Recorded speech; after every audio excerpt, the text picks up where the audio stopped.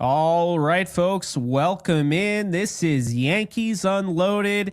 And the fact that we are live tells you that something happened, because I'm going to tell you right now, whether Gary wants me to admit this or not, he said we were not going live until something came up. He's like, we were not going to go live tonight and just talk in circles about, what would be really cool? The millionth time talking about Christian Walker or Cody Bellinger. And finally, Cody Bellinger is coming to the New York Yankees. And I got to be honest with you, I am really excited about his role because I would have played him in the outfield. I'm excited about what's to come because there's a lot that we're going to find out.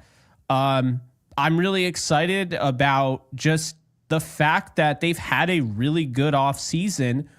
And also, I would be remiss if I did not bring up our friend, the New York Gamer. You guys need to be in 4K. Well, I hope you have your 4K setting turned on, my friend, because we figured it out. We have 4K cameras, and we are in 4K. So hopefully it looks as good as it does on my screen for everyone else.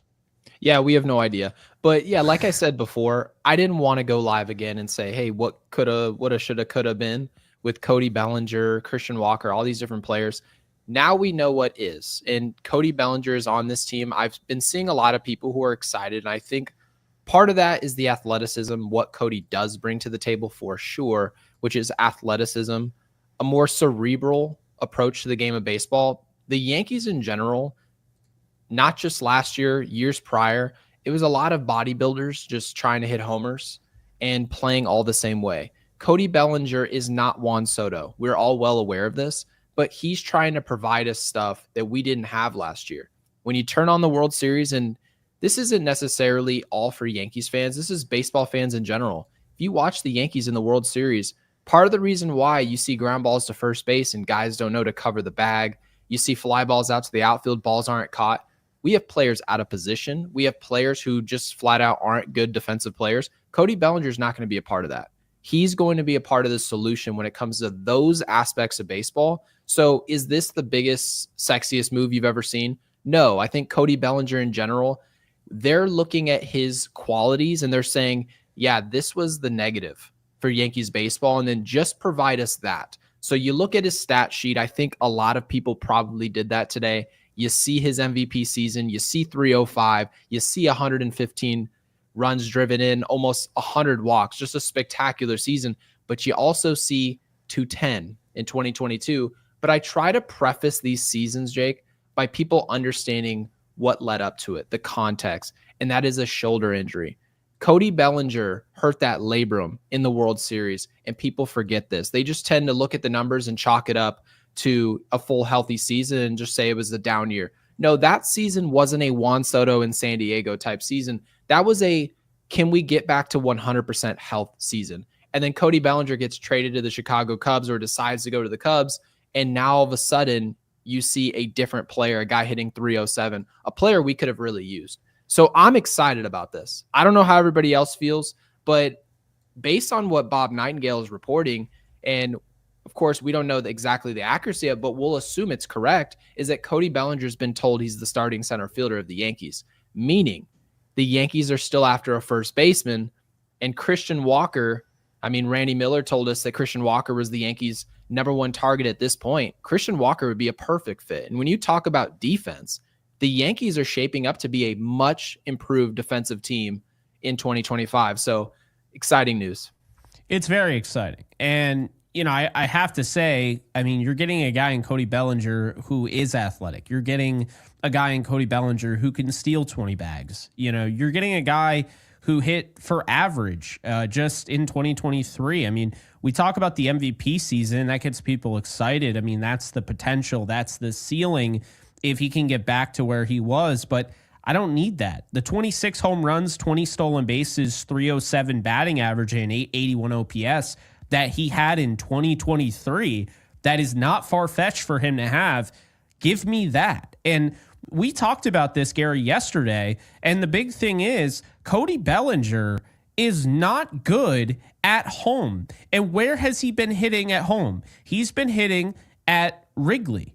Okay, he has not been hitting at Yankee Stadium, so I think it's a big deal. Okay, it's a real big deal, and I actually think that I said this to you, and I've said it quite a few times. Cody Bellinger, he's going to hit 30 bombs at Yankee Stadium. I have no doubt. I mean, if he stays healthy for a full season, this is going to be one of his best years of his career. And so I'm really, really excited about this because I think it brings that kind of star power in. But what did you give up? You gave up Cody Poteet. And say what you will, I like Poteet, and Gary, I know you do as well. We've talked very highly about him. But at the same time, Cody Poteet was an off-season acquisition that no one could tell me what the Yankees gave up for right now. If I asked you, if I put you under this giant softbox here and I cranked the brightness and I put you under a microscope and I said, tell me where how we got Cody Poteet, you could not tell me. And so that to me is where you have to give Brian Cashman a lot of credit. He turned a guy who essentially was just, a guy that he liked and was like, oh yeah, just a project, right? A project for a Matt Blake. And they turned a guy like that into what he ended up being, pitching 6 innings, no hit, no run ball, and giving him something out of the bullpen and kind of like that stretch starter. Well, now, because you have a surplus after getting Max Fried, you can package him and move on and get Cody Bellinger. I don't care about the money, and I don't really think it's that bad of a deal regardless, because if he plays to the level he was signed at in 2023, it's a bargain, Gary. It's an actual bargain. So what'd you think about the opt-outs? Because technically speaking, I've seen a few people talking about this. Cody Bellinger technically can opt out after this season, and part of my defense for why this is so attractive for the Yankees is, let's just say Cody Bellinger hits 40 homers, right? Yankee Stadium, He's just a huge success. And then this is if he went out and was electric at Yankee Stadium, opts out of this contract, the Yankees can turn around and say, oh, well, Kyle Tucker's a free agent. Oh, Vladimir Guerrero Jr. is a free agent, right? So the Yankees have options here. If Cody Bellinger gives us his baseline season, which is fine, 270, 275, going to steal some bags, play great defense in left or center field, wherever you need him, well, that's going to be fine for the Yankees, who consider themselves in win now mode. So either way you slice it, Cody Bellinger can make any decision and it benefits the Yankees. So I thought in general, I know we were talking on our last show, is who's going to blink first? Is it going to be Brian Cashman or is it going to be the Cubs? Are they going to essentially take a knee and lose a little bit on this deal? Well, it seems like they met in the middle. We're going to give you hardly anything in terms of prospects. We'll take majority of that money. So the money that's actually coming back to the Yankees is $2.5 million in 2025. And technically speaking, if Cody Bellinger opts into this deal for the final year of his contract, we receive another $2.5 million. And if he opts out, they covered the opt-out. So I don't know. I think in general, Brian Cashman made out like a bandit here. Given his options, I think this is very good. I agree. There's not really a lot out there. I've been saying it for a while. I'm not a big fan of this market. And I think the trade market, this is kind of, like I said last year, I really didn't understand why during free agency you're going to give up prospects. But Gary, they haven't given up any of their top 10 prospects. And they came away with arguably one of the best relief pitchers, maybe the best relief pitcher when healthy in baseball, right? In Devin Williams, the lowest ERA since 2019, and a former MVP. And they didn't give up a top 10 prospect. So say what you will, it tells me right now that the trade market is actually ripe for the picking. And I think that is going to keep the Yankees engaged, where they might not make another move, but they're going to consider it, because there's another position to fill in the infield. It's not just first, but it's second or third. You could argue about upgrading there. And I do wonder if they would turn their attention to somebody like a Nico Horner now, or somebody like that, right? I do think, maybe that's something that they look at the middle of the season or, whatever. But don't forget, this roster isn't complete until it's complete. Because as we know, if you remember, it was Cabrera, and it was LeMahieu. And all of a sudden, obviously, LeMahieu was banged up. And they're like, we're going to trade for John Birdie. That came out of nowhere right before we started the season. So I do think that, obviously they could sign a guy, but I wouldn't rule out the trade market because I think it's been very kind to Brian Cashman and this New York Yankees squad. And I think if there's an option out there where, I see Nathaniel Lau in the comment section and you're like, all right, well, I don't really want to pay Christian Walker and give up draft picks because he's 34. Nathaniel Lau is right below him in the defensive rankings at first base that we went over, yesterday. Maybe I'll just go with him. Yeah. Okay. So Kid Reyes with the super chat. We really appreciate that. He says, are we running Peraza and Cabrera at second base? Jake, I don't want to speak for you, but I know you've spoken on this before. You're a huge fan of Cabrera. Yeah. And I think I like Peraza too. We like both of these players, but not everybody can play. And you've spoken very highly of Jazz Chisholm at third base. Other people have, right? They're giving mixed signals on it or just flat out don't like the idea of committing to Jazz Chisholm at third base. Well, fine. But one thing we have talked about, especially on this show, is Cabrera getting full-time reps. Now, one thing I will preface this statement on is just because a player gets full-time reps doesn't mean they're going to get better, but there is an opportunity for that to happen. So we want to just make sure that everybody understands on this show that if Cabrera gets that job at second base, which I'm assuming unless something happens on the trade market, very possible, you have to imagine Cabrera is going to be in the running for starting second baseman in 2025.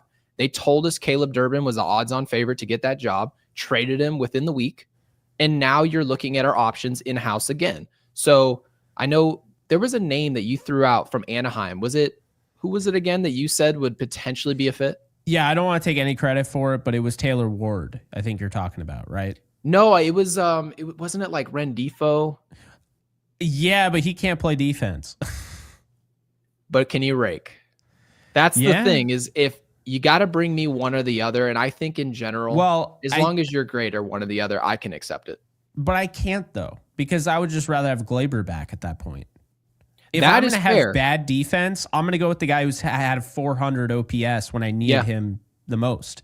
Speaking of which, by the way, I know it's a very small sample size, but I did bring up Cody Bellinger's Yankee Stadium statistics. And unlike Alex Bregman, who might be the worst statistical hitter in Yankee Stadium history, it's not good. Cody Bellinger hits 300 with 1,000 OPS, a 417 on base percentage. I know it was only 3 games, but that's pretty good, right? In addition to that, I want to bring up a real thing. And there's actual, there's a real sample size here, not just that, right? His high leverage hitting. Cody Bellinger, the light doesn't just go off. He doesn't just, calm down as soon as he gets into the high leverage situations. This is a guy who has a better batting average in high leverage than medium and low. He has a better on base percentage. He has a lesser slugging percentage, which makes sense because in high leverage, you're just trying to make contact normally. And he has an 819 OPS. So I feel like now you bring him in, and I mean, this is a guy who has an 833 OPS when there's 2 outs and runners in scoring position. There's a lot to like with Cody Bellinger, and I just think that this fit is going to be absolutely huge for Cody Bellinger and for the New York Yankees. And, I understand maybe it's not the star that some people wanted, but it's the star you got. And Cody Bellinger, whether you realize it or not, is still a star. And, it'd be one thing if you told me, well, after he had the shoulder injury, he was never the same. Yeah, he might not be the MVP level as far as the same, but you can't tell me if he has that 2023 season, you're upset with this trade. Yeah, I mean, that's over 300 Gold Glove defense. And by the way, I'm about to really excite you with some stats. A stat that I didn't find myself. This is brought to us by Ryan Spader, a great follow on X. He brought up numbers as if Wrigley Field was no longer his home field and Yankee Stadium was for all 81 of those games last year. Mm-hmm. Well, don't you know, he brought up exactly where each of these balls were landing, and he figured out that he would have had 15 more home runs in 2024 had he played at Yankee Stadium. Now, for those of you trying to count That's 33 home runs. So Which if we get basically even goes to show what I was 25, saying. it's absurd. Now, if we even got 25 home runs from a great defender in 2025, I think most of us are happy. Okay. I think most of us are happy with that. And no one is calling him the next Joey Gallo, a comparison I'm not understanding. So, yeah, I don't get it. I think this player right here is great at what we had to get better at. And he has a ceiling that we can attempt at with little risk. All it's going to cost us is essentially 1 year of money. And if it doesn't work out, we can flip it and look at other players and other options next year, which is exactly what everyone said they wanted. Is it not, Jake? Isn't it exactly what everyone said? Well, don't put all our eggs in one basket and go with incredibly long contracts, and then we can't go after a Kyle Tucker. We can't go after a Vladdy Jr., right? So this is a masterclass as far as I'm concerned from Brian Cashman. You get a lemon essentially in the Juan Soto decision, and some people feel like we dodged a bullet by not spending almost $800 million. Well, yes and no. What do you do with the money you didn't spend? And now we're starting to find out that Brian Cashman's making sensible decisions. He's taking some risks, and in my opinion, has a real opportunity to work out, which, by the way, I wanted to advance this to defense because the people who were complaining about fundamentals, right? We heard it all year, especially on this show. If you look at where players are set up to play, I saw in our chat earlier, before I get to Slim Lewis and Jeff J's super chat, people said, well, Cody Bellinger would fit much better in left field, given the fact that Yankee Stadium is a ton of ground to cover out in left. We kept Juan Soto away from left field for this exact reason. Verdugo started in the postseason because of that. Now, what's so interesting to me is that it's being reported that Cody Bellinger set up to play center field, meaning Aaron Judge now gets to go back to his home base in right field. Well, Jason Dominguez, our top prospect, if you want to call him a prospect at this point, is now going to, I guess, be full-time in left field, the hardest position to play in the outfield at Yankee Stadium. That's interesting. Jake, what do you think about that? Yeah, I actually disagree with that. I'm all for Cody Bellinger being the outfield, but I probably would have put him in left. And I agree. I think you give it's cool because it works both ways. You know, you can make the argument left is more difficult than either of the two, but also you're saying to a young player, hey, we believe in you. You're in charge of all this real estate in center field, and we believe that you can do that. And so I think it kind of works both ways in that sense. But when you keep him in left field, it's like we were at the game against the Orioles. That was one of the worst misplays I've ever seen in the outfield. We were just getting there too. Except for Aaron Hicks, because that was the worst one where he just literally was like, I'm not... I actually forget about that play. How do you forget? We're not gonna make this. That is burned into my brain. Burned. It's a bad play. It was a bad play. For those of you who haven't seen that play from Aaron Hicks, I suggest you hop over to YouTube right now. You'll probably be able to find it. But in all seriousness though, Jason Dominguez didn't show anything in 2024 that suggests that he can man left field at Yankee Stadium. It's a tough assignment. Now, if you're actually going to try to do what's best for a young kid, I think the best thing to do is put up an experienced player, not just postseason experience, but just in the big leagues period. Put him in left field, the tougher assignment. Put Jason Dominguez in center field. And if he can't play center field defensively, then you essentially have a lemon of a prospect. So that is what it is. If you can't play outfield, then what are we doing here? Right? So I think in general, I agree with that. The Yankees should probably put Cody Bellinger in left field if they don't get a first baseman. But I don't know. We'll leave that decision up to Boone. So I have some stats here, or not some stats, but we were going over the outs above average. Now, that doesn't tell the full story, right? But it gives you an idea. And Bellinger has a 0, which is not good or bad. It's just average. And I think this kind of tells us that the Yankees don't feel confident in Jason Dominguez having that big of an assignment. They believe more so that he can limit those mistakes in left. And they also don't really care too much about having a dominant defensive player in center field. I think they're more so focused on the infield. And I think that makes sense based on what we've seen, because whether you want to admit it or not, Jason Dominguez, Cody Bellinger, and Aaron Judge is astronomically better than last year just because Juan Soto isn't in the field and Aaron Judge isn't in center, where he's been second to last 2 years in a row. So I understand some people don't want to have that tough conversation. Aaron Judge has not been a great center fielder. We talked about this throughout the year.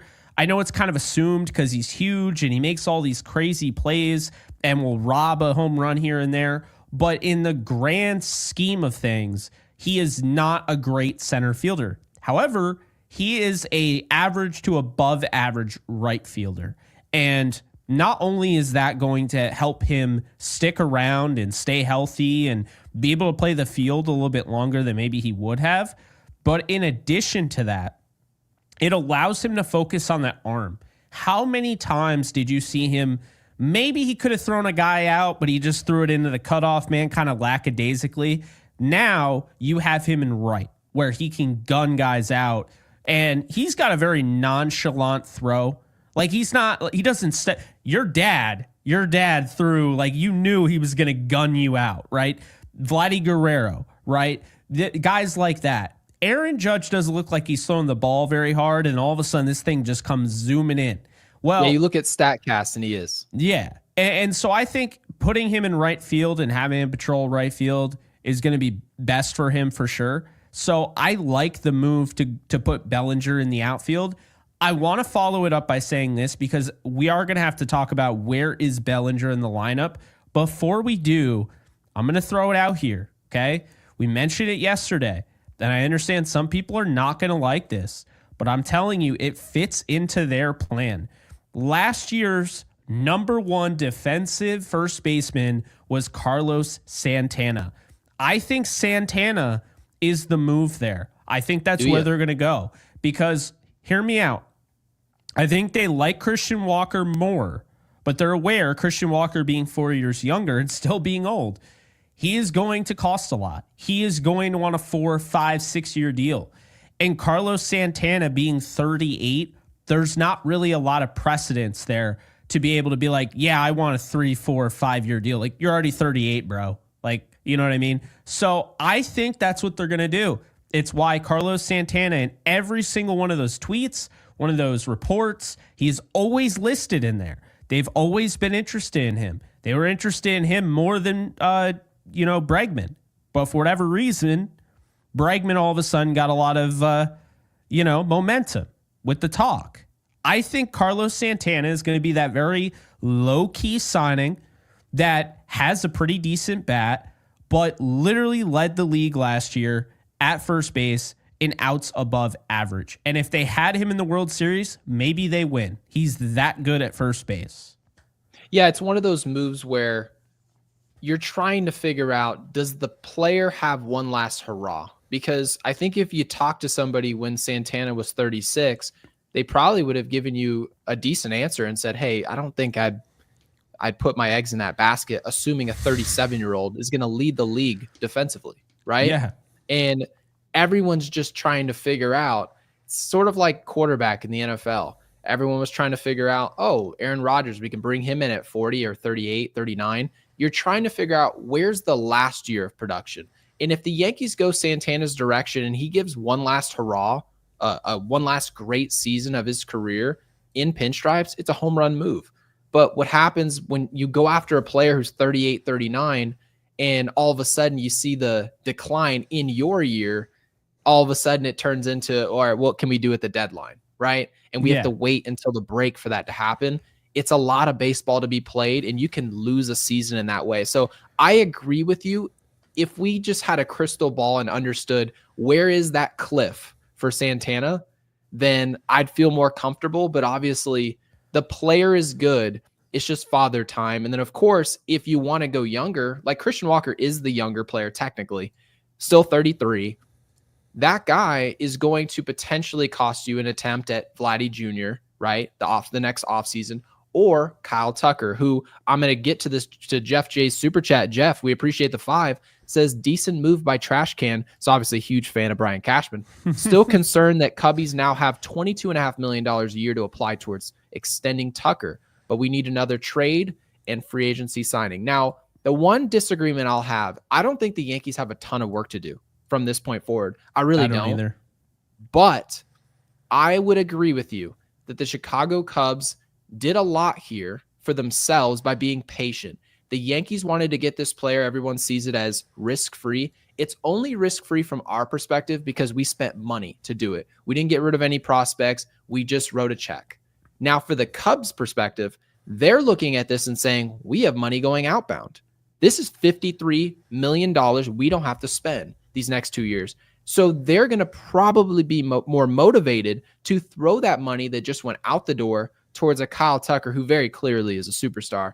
And they're as motivated as ever to get this free agency out the way because they do not want Kyle Tucker getting into free agency, given what we just saw with Juan Soto's contract. So, yeah, Jeff, I don't blame you at all for being stressed out about what's happening with the Cubs, but we're just in wait-and-see mode at this point.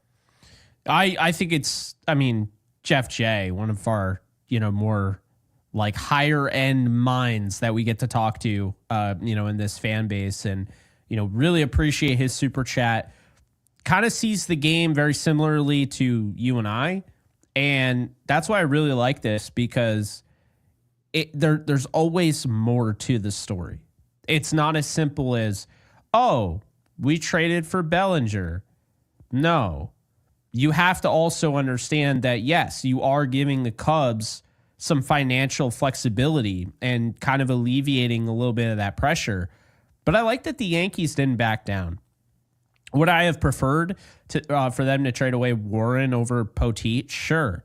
But that's just me getting picky. I have no care in the world, to be honest with you. It's just more so I don't really think Warren's at all good. So, we did this with Minnesota, by the way. So for those of you thinking, oh, that would never happen. Well, don't forget what we did with Gary Sanchez, IKF, right? Yeah. And Josh Donaldson, they come inbound and everyone says, what are the Yankees doing? Spending $25 million a year on this player? And then what happens next? What's the next step to that? Carlos Correa signs a short-term 3-4 year contract with the Twins. And Brian Cashman's answer was, oh, I didn't know that was available. I didn't know that was on the table. It's your job to know. So yeah, I don't blame Jeff at all for being concerned about where that money's now going to go in the domino, because we've seen Brian Cashman make a move that at the time, well, actually, I would say we were all complaining about that move, but it just kept getting worse as time went on. Yeah. And Slim Lewis with the 5, we really appreciate it, said this is a great move. Sounds like they'll play Bellinger in center field. Thoughts on the possibility, this is interesting, of trading the Martian in a surprise big splash. Now, Slim, the only way that I would be comfortable trading Jason Dominguez is if you're getting a player that the Yankees absolutely need now who is also cost effective. You cannot possibly tell me that the Yankees would make a trade, their top prospect, and receive a player who's going anywhere near free agency in the next 2 years. This player needs to be Ketel Marte-esque. Doesn't have to be the player. No, it has to be. But it needs to be a player where you're like, yeah, it has to be Ketel Marte. Yeah. It has to be a player where you're like, okay, that guy's a solution to our problems for the foreseeable future, and Slim doesn't throw us off course to go after who we really want to go after this offseason. Needs to accomplish both. And once you do that, only then am I comfortable trading Jason Dominguez. But to answer that question, do I think it's possible he'll be traded? I don't think it's happening. I don't think so. And I'm okay with that. I think Jason Dominguez has a chance to be a star, and I am very much awaiting it. I think last year a lot of people forget this is a guy that was thrown into the fire late in the season. And we talked about it, Gary, over and over and over again on our show. Get this guy reps, because he's not going to be ready come late September, early October. And sure enough, he wasn't. He barely even saw the field in the postseason.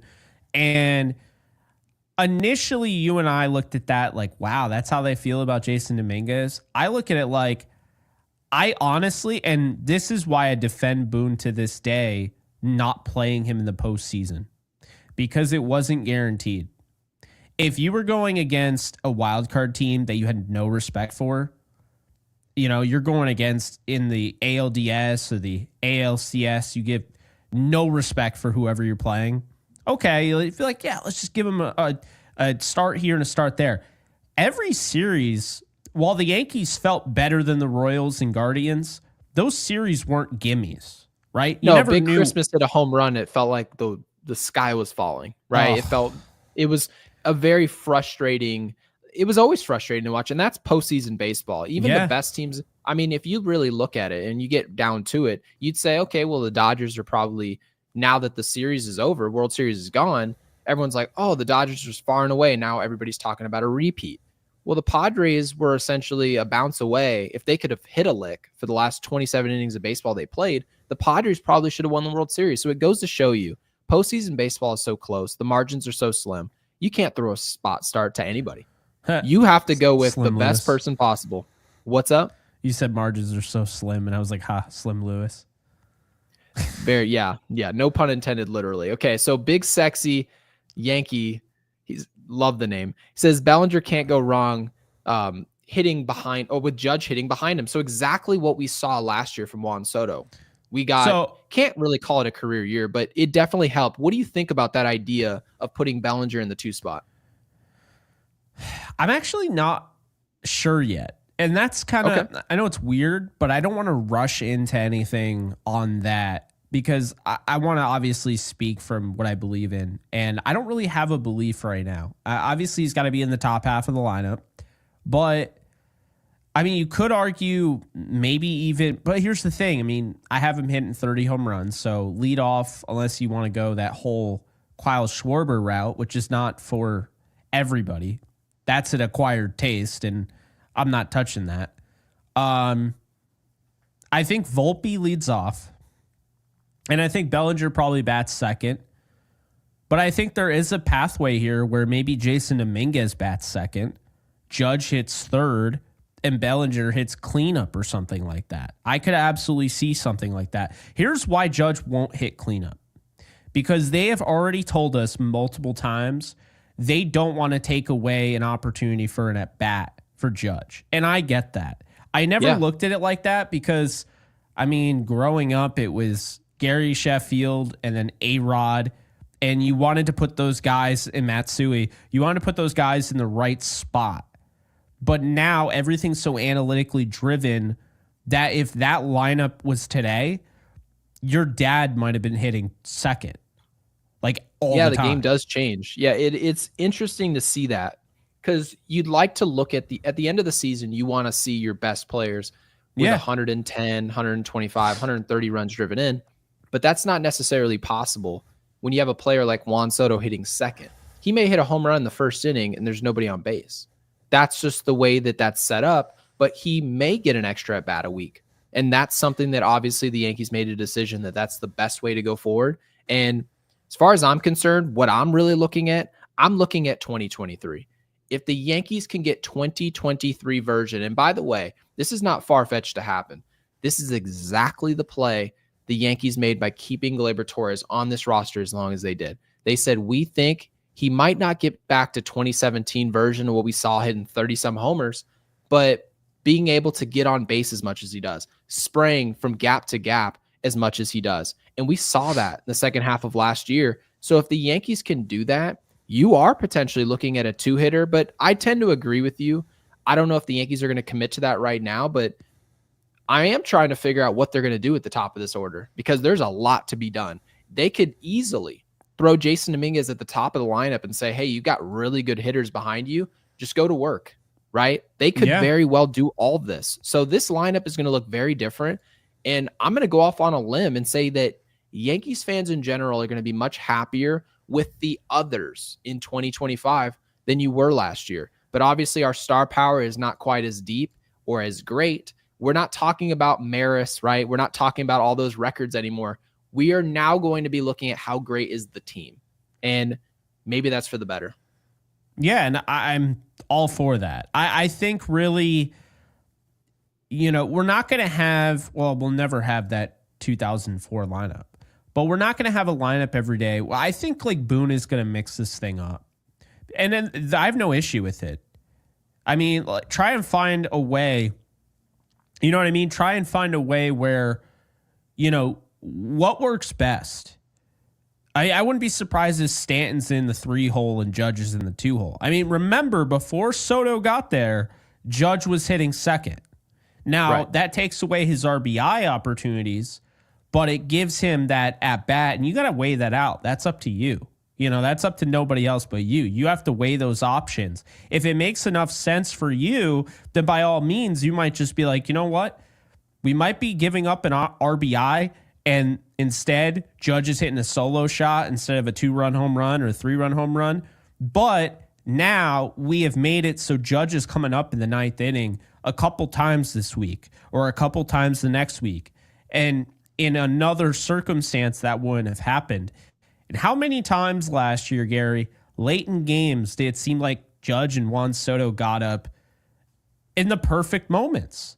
Like, that's just the way it worked out. Yeah, turning it over matters, right? Yeah. Oh, the top of our order's up. You just expect to see the guys that you want to see. But then there's some other teams. You'll see a Bryce Harper, for example. There were some times he's hitting 2 in Philadelphia, and then there's other times he's hitting 4th. Well, your 4-hitter sometimes is sitting in the on-deck circle, and you want to rush him up there. And luckily, Rob Manfred's new golden at-bat rule will fix that. You can just throw you can throw your best player up there no matter what. And by the way, Ed W., we really appreciate the super. Thank you for the 10. Thank you, Ed.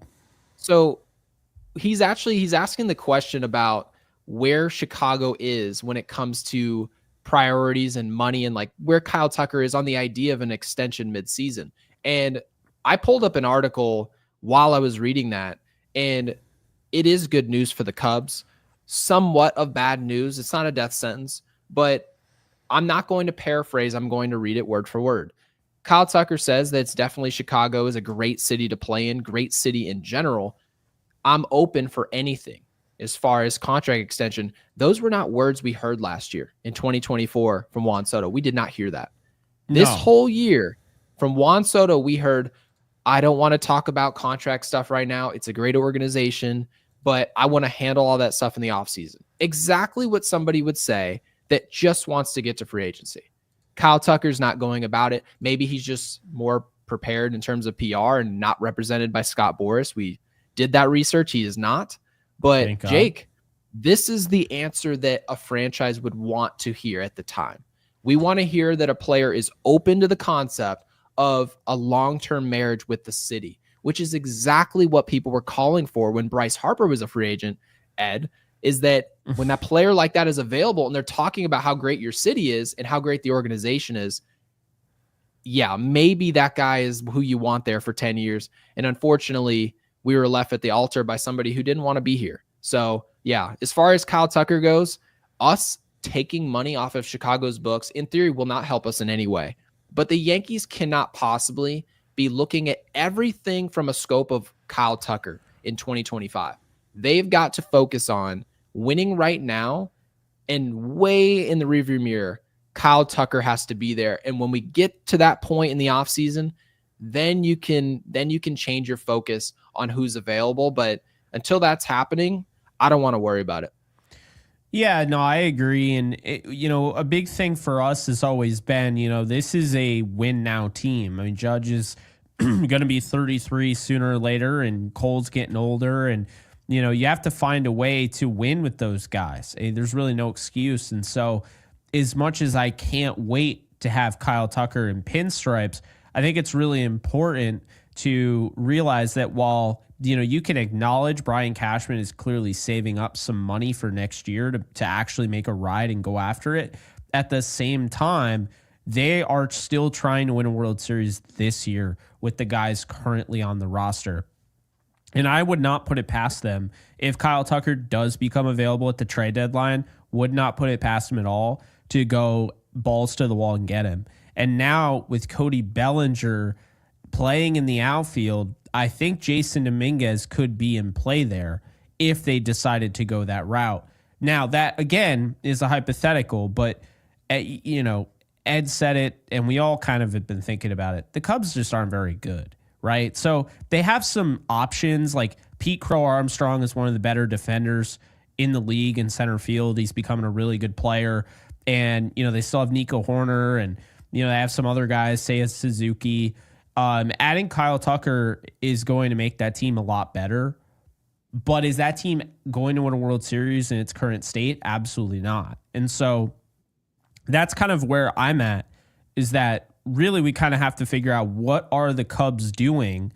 And if it just proves that, look, this organization, and guys, hate to break it to you, but organizations, they are erratic. I mean, we've seen bad organizations. Not every single time someone makes a trade, they have a plan, okay? Or rather a good plan. So this could very well, Gary, blow up in their face. And if it does, I expect the only other team that was interested in Kyle Tucker, like the Cubs, the Yankees, to trade for him.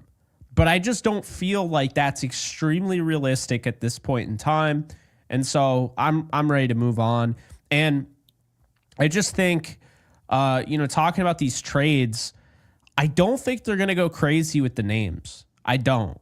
If they sign somebody, it's going to be Christian Walker, who, by the way, I was looking at his outs above average. He's been top 5 at first base since 2019. So age is the only concern with him. If he's going to continue to be the player he was for Arizona the past 2 or 3 seasons, it is a home run. I don't think people realize how good of a player we'd be getting, especially in 2020. Rizzo was second, by the way, in 2023. Cause for concern. It kind of goes to show you how quickly somebody can fall off. To prove your point, I found that and I was like, oh boy.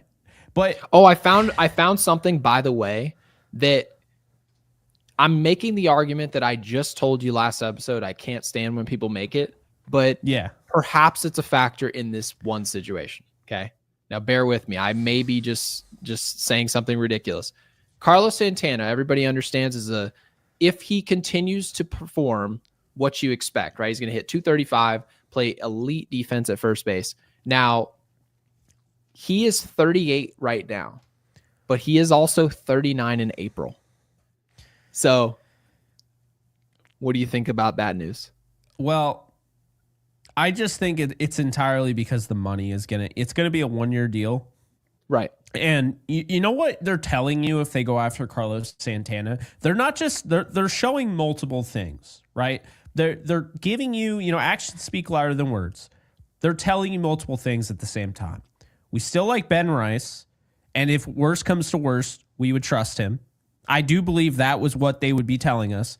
But we also believe Carlos Santana is cost effective for a year, keeps our bottom line down so we can go after the big fish next offseason. And in addition to that, it also sends a good message because you're not going after Josh Naylor. Does not matter that he's young. He's going to be a free agent, right? You're going after a guy that cares about defense. And over time, he's gone from focusing on his bat and trying to hit home runs to really focusing on his defense to stick around. That is a rarity. And it tells me that this guy who's in the 97th percentile range, but only has a sprint speed of 17 and doesn't move super well, it tells me that he puts in the time. He puts in the work. And I'm not saying Rizzo didn't, but to fall off that quickly, it's either injuries or you didn't put in the time and you fell off. And I think with Rizzo, it was injuries. I think he had some really freak occurrences, and I'm going to give him the benefit of the doubt there. I think the same thing with DJ LeMahieu, but there are guys that just fall off because they don't care. And we talk about it all the time. Defense isn't necessarily a push anymore. Everyone's talking about analytics, but they're talking about hitting. They're talking about launch angle. They're talking about, exit velocity. They'll let these things go. But I think the Yankees woke up. The best thing that could have happened to them was probably losing this World Series to the Dodgers. Because if they lost it to the Mets or they lost it to the Phillies, the Dodgers were loud about it. I don't think any other team would have been as loud as the Dodgers were. Their organization wanted everyone to know. They were absolutely embarrassed. They were humiliated. And that was a good thing because now change is happening. We're starting to see it. To go out and get Cody Bellinger, that tells me right away that you're trying to prioritize some athleticism and some guys that care. And to be interested in Christian Walker, tells me that as well. Not necessarily the athleticism and the youth, but you're getting a guy that actually cares. And the thing that is the common misconception about playing first base, and obviously I don't speak from experience. I've never played first in my life. I played once. Awful. I'm 5'8". Why the hell they put me there? I don't know. But Carlos Santana, like I mentioned, is not the most athletic. He's got a 17th percentile sprint speed. But a lot of the time, playing first base is about knowing where to be when things happen. And I saw a lot of false steps from Anthony Rizzo where it took him out of any position to be able to make a play. It doesn't matter. I don't need you to run for months. Yeah, I don't need you to run in the 88th percentile sprint speed to play first. Okay, I need you to understand if a ball's hit there, okay, you have to know where you have to be. There's no hesitation. We were just talking about this yesterday with third base and the reaction time. The thing that makes, Carlos Santana as good as he is that he practices so much on these things that I had to watch him because I was like, why is he good at defense? And then it clicked. This guy, great reaction time, no false steps, the path that he takes. What I see at first and getting over the bag and everything, in a lot of ways, it's very similar to a defensive back or a linebacker trying to tackle a ball carrier. You have to take the right angles. You have to any false steps in the NFL on the defensive side, and you are done for. You have guys running 4.3s, okay? So that's the thing with Carlos Santana is that there's not really a lot of wasted motion. He knows where he's going with the baseball before it's in his glove. He knows what he's going to do before the baseball comes off the bat. I will tell you right now, if Carlos Santana played first base, that flip, that never happens. And you know why? We talked about that for months, by the way, Jake. Yeah. We were talking about this in the middle of the season. We were winning games. Our staff was sensational, and everyone's like, why are we talking about Anthony Rizzo? It seems nitpicky while we're winning games to be talking about the fact that Rizzo, just for whatever reason, does not want to field the ball and run over to first base. Now, part of that could be, okay, well, he's dealing with injuries. He can't move quite as well. Okay, fine. But for someone to be playing first base and they can't make the correct decision because of their body, it affects the play. And obviously you saw in the World Series, if a ground ball is hit to you and two players are going, no, you take it. No, you take it. Well, that's an issue. That's a problem. And Santana being over there, I'm not saying he's the solution, but his mind is not going to be the problem. His decision-making is not going to be the problem.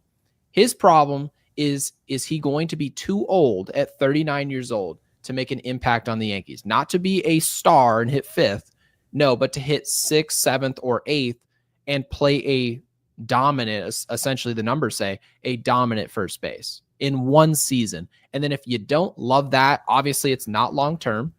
You can now look at Kyle Tucker. If that doesn't work out, you can look at Vladimir Guerrero Jr. for that position specifically, first base. So I love the idea. It's just about what am I getting? Where's the cliff? And Santana's cliff could have been this offseason. So I try to leave that up for debate and for people to understand that information is that 39 may be somewhat of a young person in real life. You can go play catch with your kids and all that type of stuff. But man, 39 in Major League Baseball, like I used to talk to my dad all the time about, hey, how does it feel to play at 39? He's like, I can't stand baseball. Can't wait to retire. And it's just because at that point, having played that much baseball, your body is not a normal 39. You are old. Yeah, and I mean this is what goes into it though with Carlos Santana is that clearly he cares about the game. Otherwise, he would have retired, and he wouldn't be getting better. I think that's a thing here. He wouldn't be getting better as a defender as time goes on, and so I think that's a big thing because that tells me that while he's getting better at as of age or whatever, that this is a guy that loves baseball, right? Gold Glove player, right? And also, keep this in mind, Carlos Santana he was not a first baseman his whole career, okay? Let's not forget. You know what he was. He was a catcher. That a lot of Oh, people I are know. like, I played a lot of MLB The Show. I trust me. I know he was a catcher. a lot of people are like, where did this guy come from? And it's like, Yeah. yeah, he was a catcher. He was a catcher, and he played third a little bit. He's played outfield, very limited outfield. But I don't know, man. I think you got to get one of the. So the two best defenders right now are on the market. The two best defenders at first base are on the market. Oh, and Walker and Santana? Yeah. And what do you think of Paul Goldschmidt? I want to actually get to this super chat from Big Sexy Yankee. Appreciate the two. He says Josh Naylor hit 32 homers in a pitcher's park.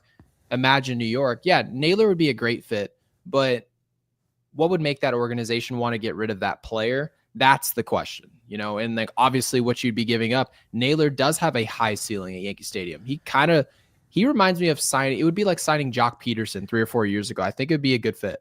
I do, but don't think we can get that player. I just think his youth is like the thing that's being brought up.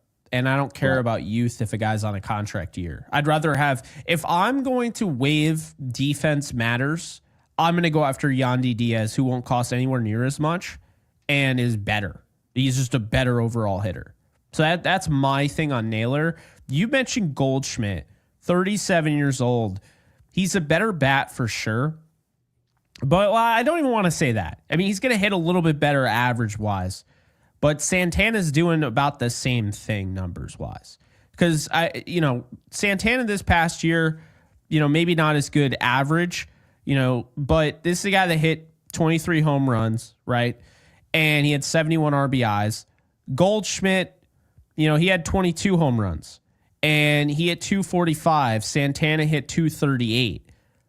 I just don't really, at this point in his career, I don't really think Goldschmidt is that great of a fielder. And he's actually in the 49th percentile range. So I think he's a much bigger name than Santana, and that's going to bring people to him. But I just think Santana is the guy that no one is going to see coming. And if the Yankees sign him, he's going to be huge for them. And we're going to see it defensively. And I'm not saying that they should sign him over, say, Christian Walker, if they like Walker more. I'm saying if they like Walker more, but the price is too high and they like Santana enough, like that's where I think they go. And I don't think anybody should have an issue with it because it's only a 1-year deal.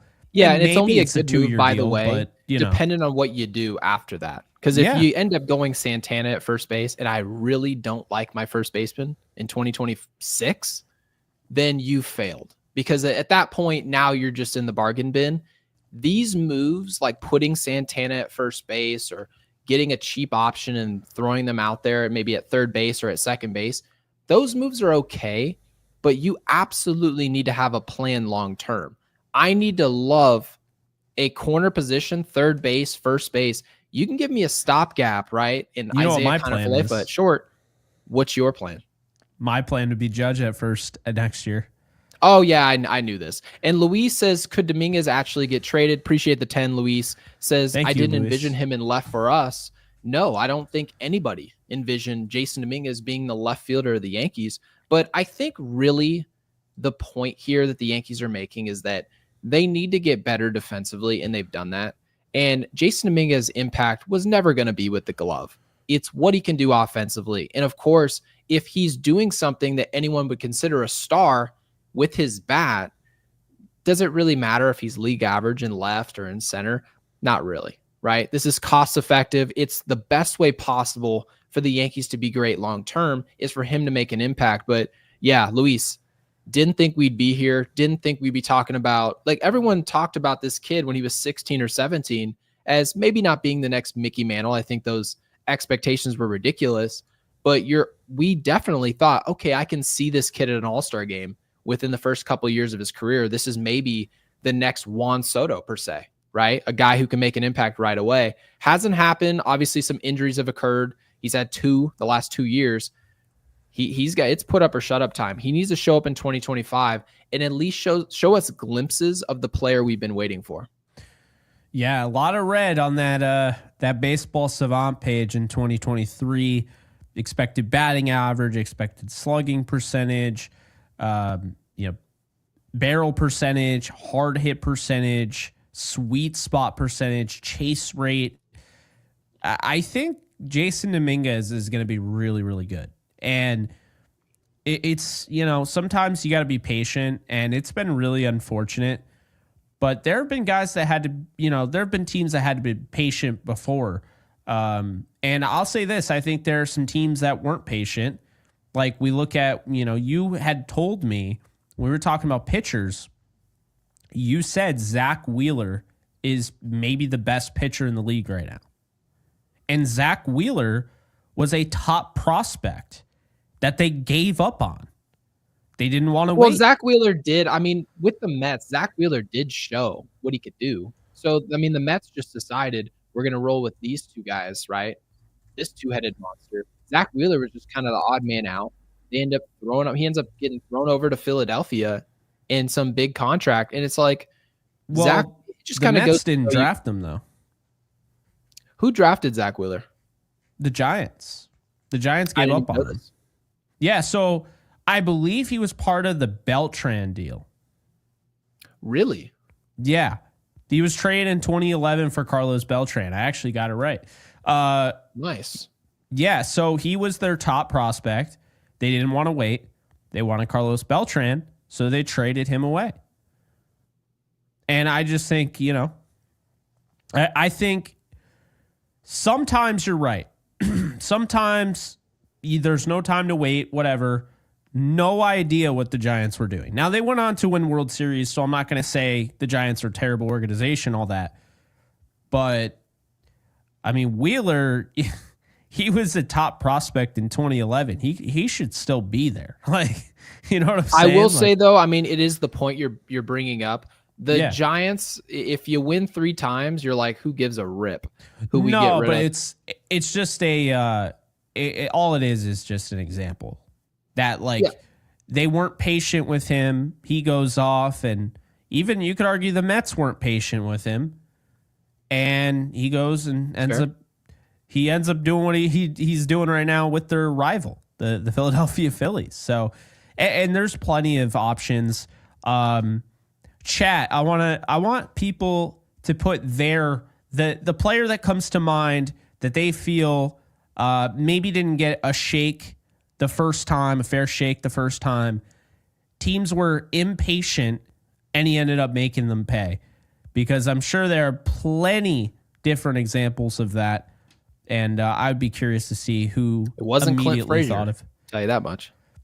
Yeah, Clint Frazier, he could have been something, and I remember Reggie Jackson talking about the bat speed, and you saw it instantly. You're like, okay, well, this is why, and you thought they stole him for Andrew Miller, and Jay Buhner, Kevin Mitchell, Lenny Dykstra, Jay Buhner twice.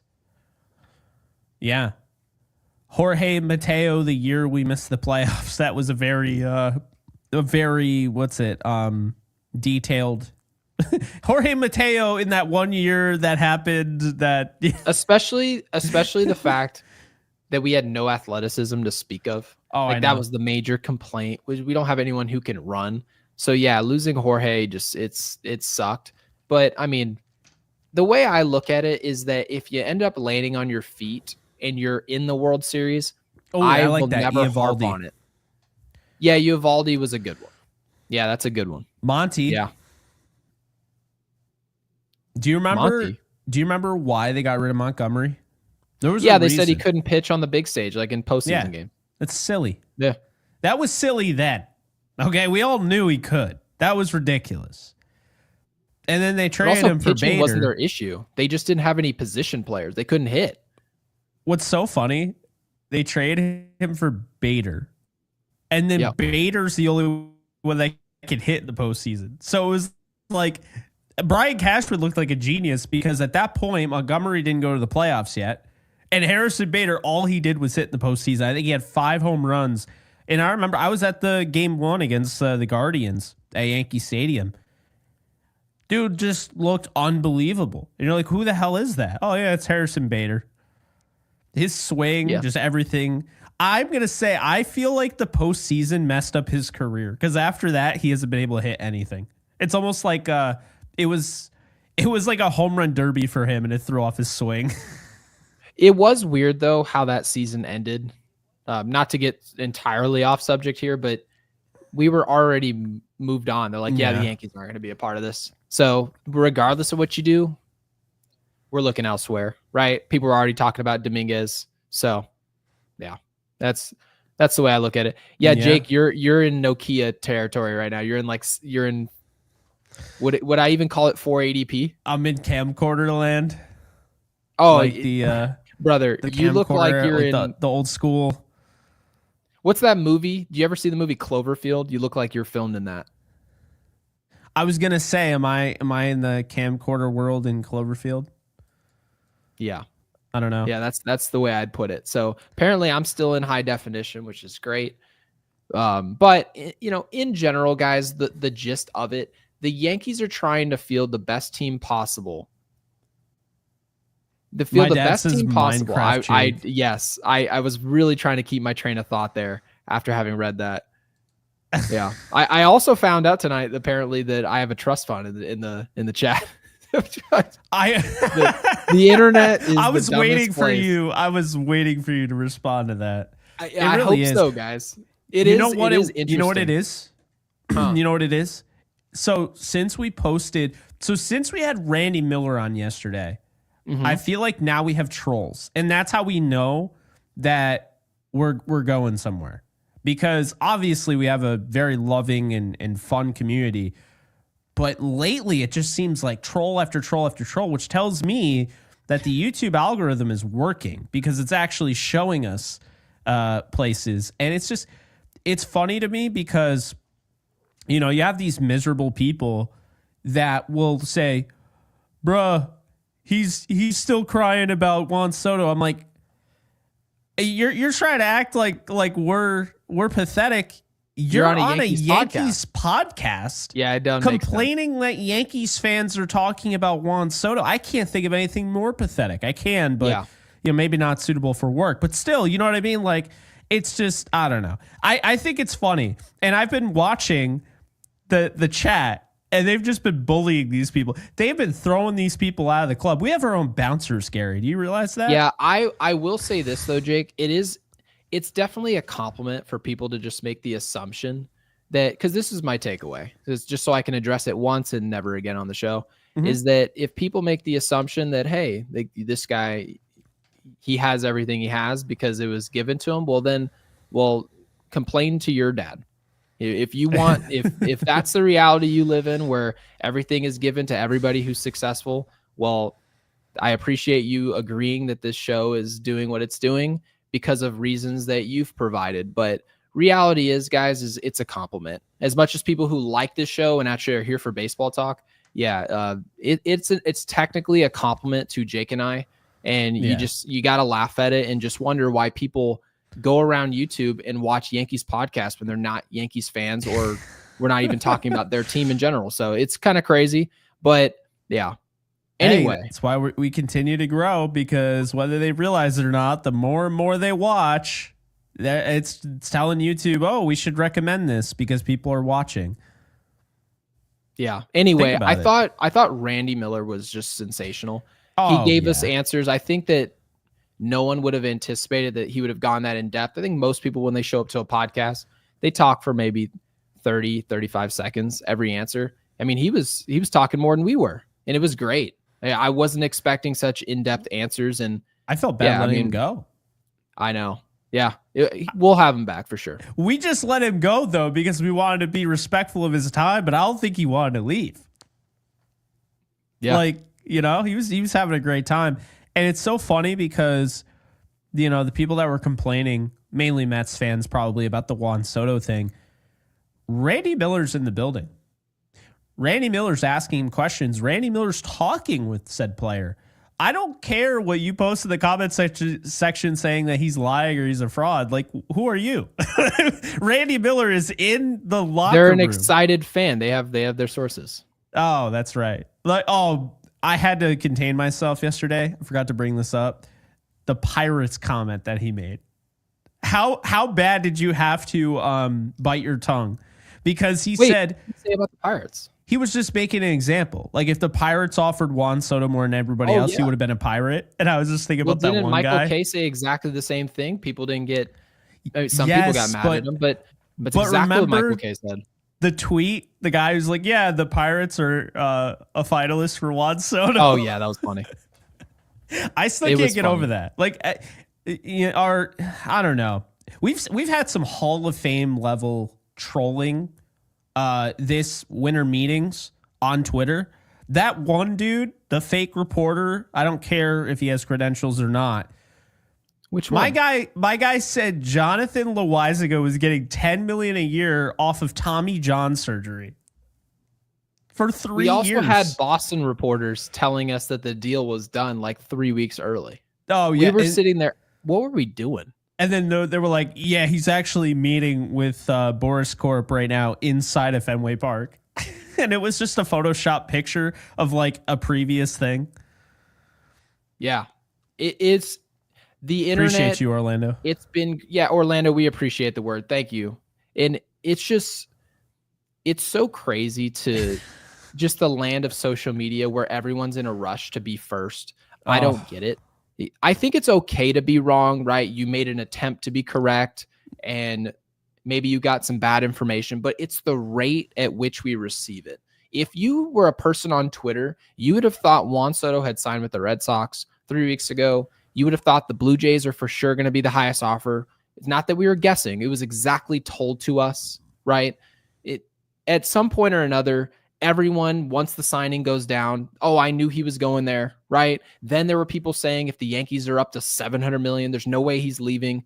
No one had a clue what was going on. Nobody had a single, not even a smidgen of a clue what was happening. And yet people were in such a hurry to just tell us what is going to be rather than just waiting, right? So we would love an idea of winter meetings being shrunken. So where you can actually say, okay, we know for sure players are going to be signed in this small window as opposed to a span of 3.5 months. But this is the system that we have, and it breeds liars on Twitter that we have to figure out how we get real information. Yeah, I mean, it's true. I think we're going to wrap it up because we definitely want to avoid talking in circles about the thing that we were literally making fun of the idea of talking circles at the beginning of the show. That's true. Cody Bellinger is a New York Yankee. And if you're not excited about it, I'm just going to say you will be. You might not in March or April, whatever, but over the course of the season, I think this is a great fit. I think Brian Cashman deserves credit. And look, I'm one of those people that gives Cashman a lot of flack, but I'm all about being professional and respectful on this channel. I'll throw my digs here and there, but for real, like if Brian Cashman's going to go out and have an offseason like he just did after losing Juan Soto, I just think it shows a lot of patience and, it shows professionalism. It shows, okay, he said, we're not going to spend like drunken sailors. And I give Hal a lot of credit because I think he's kind of kept the door open. If they want to do something and go a little bit out of their comfort zone, they're going to do it. And that was evidenced by Juan Soto. So pretty good stuff. Gary, what's your movie? Or do you need me to stall? I'm not even going to Google it. Well, what would I possibly go with? I don't remember what I said last time. Oh, I said. Have I done Insidious yet? I don't remember, but God. We're going with Insidious. Great movie. Great horror film. Highly recommend it if you haven't seen it. I believe the last installment is coming out very soon. So yeah, if you were here this long, even the losers, the haters and losers, what's his name said. Even if you guys are here, put Insidious in the chat. We'll know you were here. We really appreciate your guys' support. Thank you. Yes, absolutely appreciate you guys. We'll be back because the Yankees will do something soon. And we'll have plenty of stuff to talk about soon. I mean, right around the corner, pitchers and catchers are going to report. So let's not act like that's not coming around the corner. But guys, really appreciate it. Always fun going live and talking with you. I think we have every super chat done, right? Yep, we do. Just want to make sure. So this has been awesome. And guys, like we're in the 5,000s, but for subscribers, we're at 5.3K. So we have a kind of unlikely, but we're going to set the goal anyway to get to 6,000 subscribers. And we appreciate you guys. If you haven't already, be sure to hit that thumbs up button and the subscribe button and so you never miss another live stream or Yankees Unloaded video. But that's going to do it. I'm Jake Ellenbogen. He is Gary Sheffield Jr. And this has been Yankees Unloaded. We'll see you guys next time. And like this video.